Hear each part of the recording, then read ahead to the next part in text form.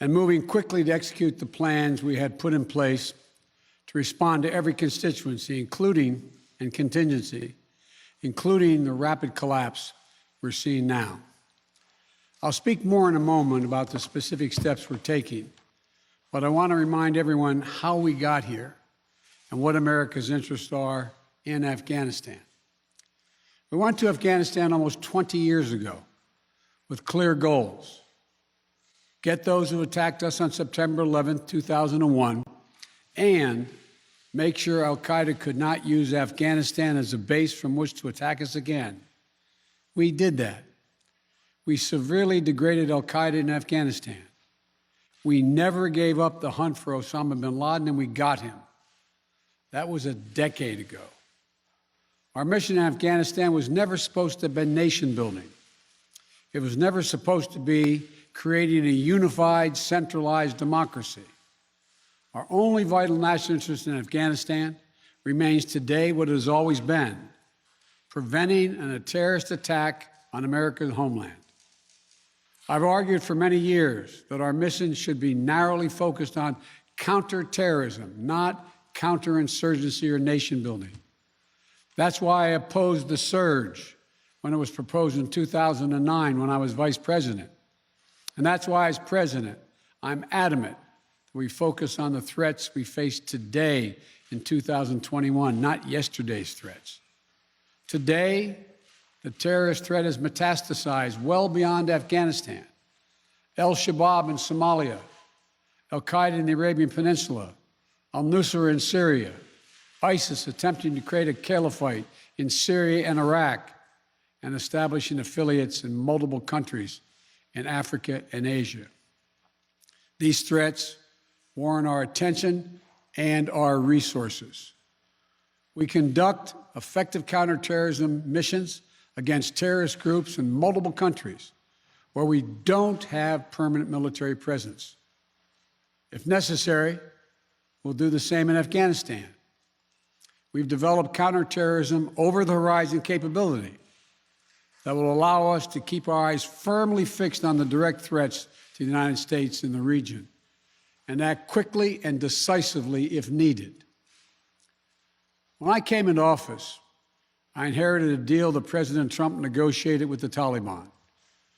Under his agreement, U.S. forces would be out of Afghanistan by May 1, 2021, just a little over 3 months after I took office. U.S. forces had already drawn down during the Trump administration from roughly 15,500 American forces to 2,500 troops in country.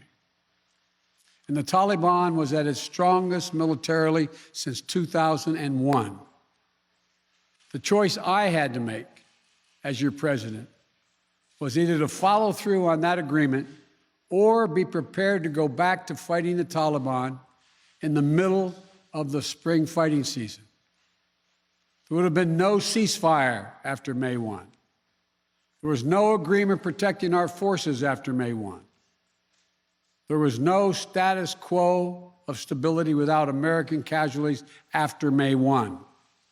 There was only a cold reality of either following through on the agreement to withdraw our forces or escalating the conflict and sending thousands more American troops back into combat in Afghanistan, lurching into the third decade of conflict.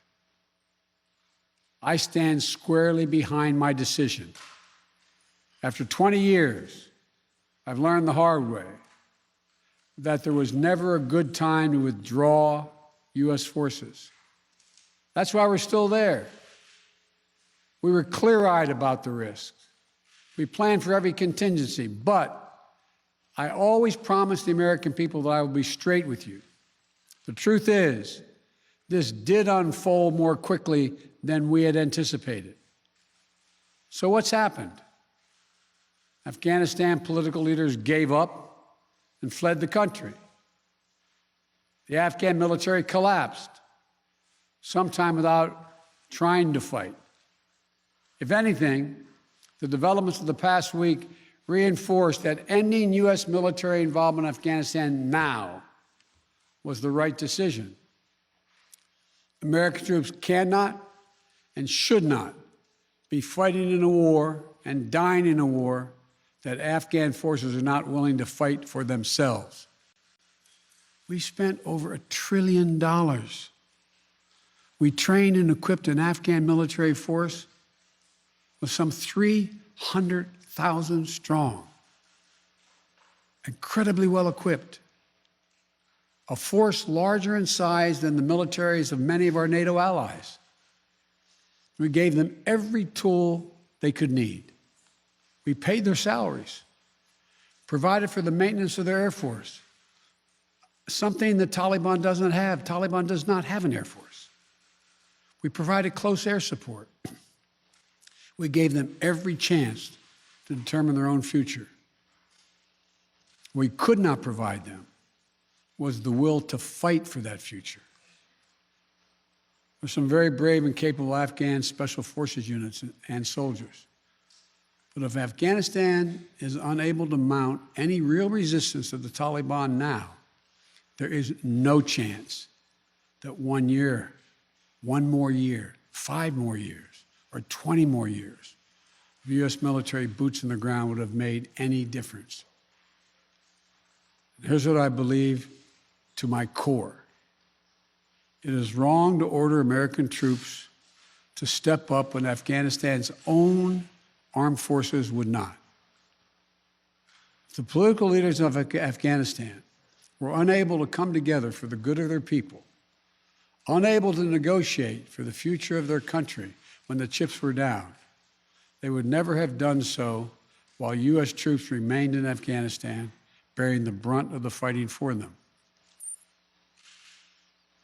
And our true strategic competitors, China and Russia, would love nothing more than the United States to continue to funnel billions of dollars in resources and attention into stabilizing Afghanistan indefinitely. When I hosted President Ghani and Chairman Abdullah at the White House in June, and again when I spoke by phone to Ghani in July, we had very frank conversations. We talked about how Afghanistan should prepare to fight their civil wars after the U.S. military departed, to clean up the corruption in government so the government could function for the Afghan people. We talked extensively about the need for Afghan leaders to unite politically. They fail to do any of that. I also urge them to engage in diplomacy, to seek a political settlement with the Taliban. This advice was flatly refused. Mr. Ghani insisted that the Afghan forces would fight, but obviously he was wrong. So I'm left again to ask of those who argue that we should stay, how many more generations of America's daughters and sons would you have me send to fight Afghanistan's civil war when Afghan troops will not? How many more lives, American lives, is it worth? How many endless rows of headstones at Arlington National Cemetery? I'm clear on my answer. I will not repeat the mistakes we've made in the past. Mistake of staying and fighting indefinitely in a conflict that is not in the national interest of the United States, of doubling down on a civil war in a foreign country, of attempting to remake a country through the endless military deployments of U.S. forces. Those are the mistakes we cannot continue to repeat because we have significant vital interest in the world that we cannot afford to ignore. I also want to acknowledge how painful this is to so many of us.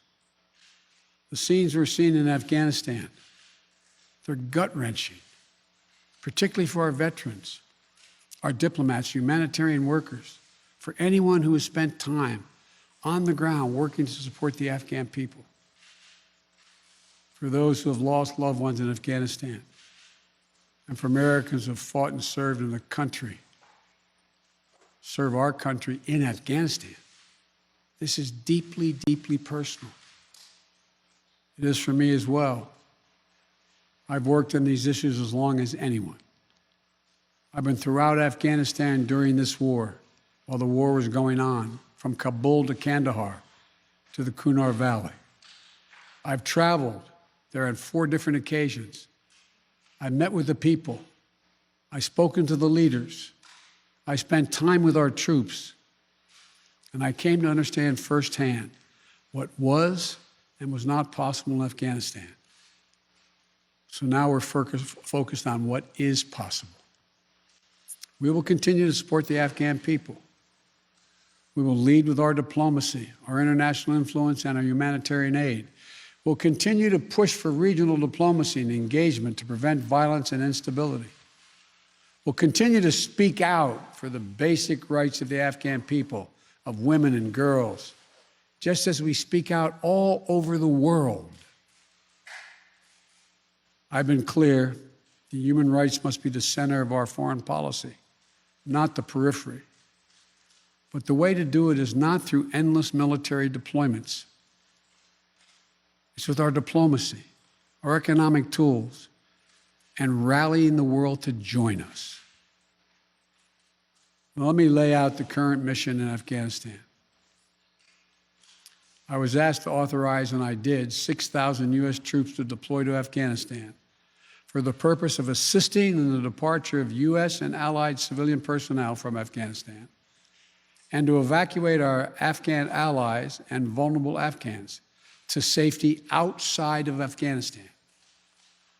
Our troops are working to secure the airfield and to ensure continued operation of both the civilian and military flights. We're taking over air traffic control. We have safely shut down our embassy and transferred our diplomats. Our diplomatic presence is now consolidated at the airport as well. Over the coming days, we intend to transport out thousands of American citizens who have been living and working in Afghanistan. We'll also continue to support the safe departure of civilian personnel, the civilian personnel of our allies who are still serving in Afghanistan. Operation Allies Refugee, which I announced back in July, has already moved 2,000 Afghans who are eligible for special immigration visas and their families to the United States. In the coming days, the U.S. military will provide assistance to move more SIV-eligible Afghans and their families out of Afghanistan. We're also expanding refugee access to cover other vulnerable Afghans who worked for our embassy. U.S. non-governmental agencies, or U.S. non-governmental organizations, and Afghans who otherwise are at great risk, in U.S. news agencies. I know there are concerns about why we did not begin evacuating Afghans civilians sooner. Part of the answer is some of the Afghans did not want to leave earlier, still hopeful for their country. And part of it because the Afghan government and its supporters discouraged us from organizing a mass exodus to avoid triggering, as they said, a crisis of confidence. American troops are performing this mission as professionally and as effectively as they always do, but it is not without risks. As we carry out this departure, we have made it clear to the Taliban, if they attack our personnel or disrupt our operation, the U.S. presence will be swift and the response will be swift and forceful. We will defend our people with devastating force if necessary. Our current military mission will be short in time, limited in scope, and focused in its objectives. Get our people and our allies as safely as quickly as possible. And once we have completed this mission, we will conclude our military withdrawal. We will end America's longest war after 20 long years of bloodshed. The events we're seeing now are sadly proof that no amount of military force would ever deliver a stable, united, secure Afghanistan, as known in history as the graveyard of empires. What's happening now could just as easily happen 5 years ago or 15 years in the future. You have to be honest. Our mission in Afghanistan is taking made many missteps over the past 2 decades. I'm now the 4th American president to preside over war in Afghanistan, 2 Democrats and 2 Republicans. I will not pass this responsibility on to a 5th president. I will not mislead the American people by claiming that just a little more time in Afghanistan will make all the difference. Nor will I shrink from my share of responsibility for where we are today and how we must move forward from here. I am President of the United States of America, and the buck stops with me. I'm deeply saddened by the facts we now face, but I do not regret my decision to end America's warfighting in Afghanistan and maintain a laser focus on our counterterrorism missions there and other parts of the world. Our mission to degrade the terrorist threat of al-Qaeda in Afghanistan and kill Osama bin Laden was a success. Our decades-long effort to overcome centuries of history and permanently change and remake Afghanistan was not, and I wrote and believed it never could be. I cannot and will not ask our troops to fight on endlessly in another country's civil war, taking casualties, suffering life-shattering injuries, leaving families broken by grief and loss. This is not in our national security interest. It is not what the American people want. It is not what our troops, who have sacrificed so much over the past 2 decades, deserve. I made a commitment to the American people when I ran for president that I would bring America's military involvement in Afghanistan to an end. While it's been hard and messy, and yes, far from perfect, I've honored that commitment. More importantly, I made a commitment to the brave men and women who serve this nation that I wasn't going to ask them to continue to risk their lives in a military action that should have ended long ago. Our leaders did that in Vietnam when I got here as a young man. I will not do it in Afghanistan. I know my decision will be criticized, but I would rather take all that criticism than pass this decision on to another president of the United States, yet another one, a 5th one, because it's the right one, it's the right decision for our people, the right one for our brave service members who risk their lives serving our nation, and it's the right one for America. Thank you. May God protect our troops, our diplomats, and all brave Americans serving in harm's way.